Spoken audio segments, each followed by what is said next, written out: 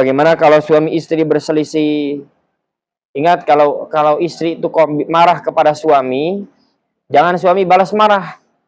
Kalau istri marah kepada suami, jangan suami langsung balas marah. Api ditambah api, ya makin besar. Apalagi kalau sudah punya anak, jangan suami istri berantem depan anak, nggak boleh. Suami istri berantem depan anak, nanti akan menyebabkan anak bela salah satu, durhaka kepada salah satu. Bapak dan ibunya berantem, anak tahu, nanti anak bisa bela ibu dan durhaka ke bapak. Atau anak bela bapak dan durhaka ke ibu. Dua-duanya nggak boleh. Anak harus berbakti kepada dua-duanya. Maka kalau ingin anak berbakti kepada kedua-duanya, bapak dan ibu di depan anak harus harmonis. Depan anak tidak boleh kelihatan berantem. Dan bapak dengan ibu tidak boleh beda kata depan anak. Nggak boleh berselisih depan anak. Nggak boleh, ya. Kecuali kalau memang musyawarah. Musyawarah dan butuh pendapat anak.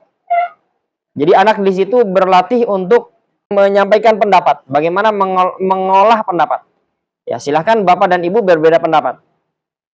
Tapi seringkali berbeda pendapat antara bapak dengan ibu menyebabkan anak jadi bingung. Kita berbicara ini bukan untuk mengoreksi orang tua kita. Tapi kita berbicara seperti ini karena insya Allah kita semua ini akan menjadi calon orang tua. Contoh misalnya, kata bapak, ayo nah sholat di masjid. Kata ibu, udah nggak usah ke masjid. Di sini aja. Nanti kamu di masjid malah main. Nanti kamu di masjid nanti malah basah-basahan. Nanti ini tidak sama nih antara bapak dengan ibu, tidak sama. Nanti anak bisa-bisa lebih ikut ke bapak, dia nggak suka ke ibu. Ibunya suka ngelarang-larang terus. Gitu. Bisa-bisa seperti itu. Kata ibu, tidur siang dulu nak, tidur siang. Kata bapak, udahlah bu, dia habis sekolah, main dulu lah, nggak apa-apa. Di depan anak. Nanti anak bisa bela ibu, nggak suka ke bapak. Bela bapak tapi nggak suka ke ibu. Atau sebaliknya. Jadi antara bapak dan ibu ini harus satu kata. Mereka musyawarah berdua. Bagaimana cara mendidik anak. Samakan cara. Baru kemudian sampaikan kepada anak. Ini dibahas dalam masalah pernikahan. Ini dibahas. Bagaimana suami istri ini ketika menyelesaikan perselisihan. Katanya, perselisihan antar suami istri itu ada-ada saja. Katanya. Tapi alhamdulillah saya tidak merasakan. Alhamdulillah. Alhamdulillah. Ya. Jangan dibilang belum. Ya.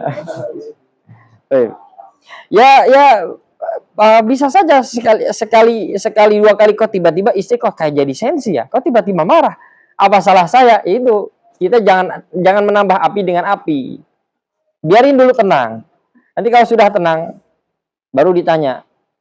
Apa sih? Mungkin ada terjadi kesalahpahaman. Kalau terjadi kesalahpahaman ya berarti bukan harus dimarahi. Berarti harus diluruskan pemahamannya.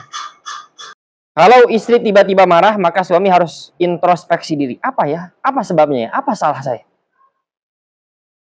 Apalagi kalau suami marah. Ya, perempuan tentu harus koreksi.